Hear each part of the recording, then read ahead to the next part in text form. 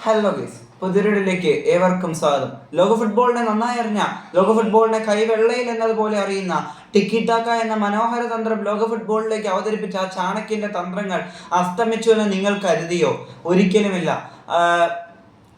ഓരോ മത്സരത്തിലും നിങ്ങൾ അയാളെ ഭയക്കണം, അയാളുടെ പിള്ളേരെയും ഭയക്കണം. കാരണം അയാളുടെ തന്ത്രങ്ങൾക്ക് വീനിനെ പോലെ പഴകും തോറും മൂർച്ച കൂടിക്കൊണ്ടേയിരിക്കും. സാക്ഷാൽ പെപ് ഗാർഡിയോളെ പറ്റി തന്നെയാണ് ഈ പറഞ്ഞു വരുന്നത്. അതോടൊപ്പം യൂറോപ്പിന്റെ ടോപ്പ് 5 ലീഗുകളിൽ ഒരു ലീഗിന്റെ കാര്യവും തീരുമാനമായിട്ടുണ്ട്. എല്ലാം പറയാം. വീഡിയോ ഇഷ്ടപ്പെട്ടാൽ സബ്സ്ക്രൈബ് ചെയ്യാനും ലൈക്ക് ചെയ്യാനും ഷെയർ ചെയ്യാനും വിലയേറിയ അഭിപ്രായങ്ങൾ താഴെ കമന്റ് ചെയ്യാനും @107 നമ്മുടെ ഇൻസ്റ്റാ പേജ് ഫോളോ ചെയ്യാനും മറക്കല്ലേ. ID ഡിസ്ക്രിപ്ഷൻ ബോക്സിൽ കൊടുത്തേക്കാം. ഓക്കെ, വീഡിയോയിലേക്ക് പോയേക്കാം.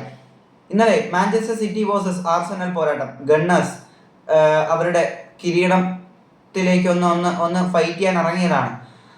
അപ്പോൾ മത്സരത്തിന്റെ 16-ാം മിനിറ്റിൽ ചെർക്കിയുടെ ഗോളിലൂടെ മാഞ്ചസ്റ്റർ സിറ്റി മുന്നിലെത്തുന്നു.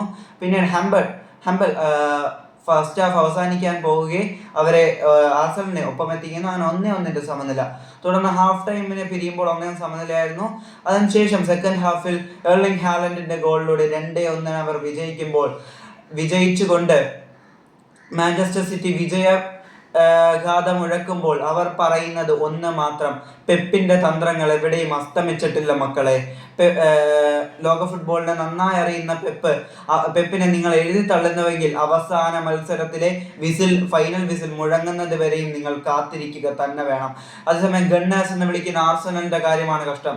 പ്രീമിയർ ലീഗ് ഇത്തവണ ഫോട്ടോ ഫിനിഷിലേക്ക് കടക്കുമ്പോൾ അവർ എന്ത് ചെയ്യാനാണ്? മാക്സിമം എല്ലാം എഫേർട്ടും ഇട്ടിട്ടും ഈ അടുത്ത് സംഭവിച്ച തോൽവികളാണ് അവരെ സത്യം പറഞ്ഞാൽ ഇങ്ങനെ ഒരു അവസ്ഥയിലേക്ക് തള്ളിവിടുന്നത്. ബോൺമൗത്തിനെതിരെ 2-1, സിറ്റിക്കെതിരെ 2-1, അങ്ങനെ തോൽവികളിലൂടെയാണ് ഇപ്പോൾ അവർ കടന്നു പോകുന്നത്. അവസാന നിമിഷം കൊണ്ട് ഉടയ്ക്കുന്നത് അവരുടെ പണ്ടേയുള്ള സ്വഭാവമാണ്. അതേസമയം ജർമ്മൻ ലീഗിൽ ബുണ്ടസ് ലീഗയിൽ ബയൺ മ്യൂണിക്ക് വീണ്ടും 35-ാമത്തെ കിരീടം ഉറപ്പിച്ചു. സത്യം പറഞ്ഞാൽ ബുണ്ടസ് ലീഗ ബയൺ മ്യൂണിക്കിന് വേണ്ടിയാണോ ഡിസൈൻ ചെയ്തത്? എനിക്ക് അറിയാത്തോണ്ട് ചോദിക്കുക. 35-ാമത്തെ കിരീടമാണ് അവർ നേടുന്നതെന്ന് മാത്രമല്ല, കഴിഞ്ഞ 14 സീസണുകൾ നിങ്ങൾ എടുത്തു നോക്കൂ, 13 ബുണ്ടസ് ലീഗുകൾ നേടിയതവരാണ്. ഒരു സീസൺ എനിക്ക് തോന്നുന്നു നമ്മുടെ ബയർ ലെവർക്യൂസനാണ് തോന്നുന്നു നേടിയത്.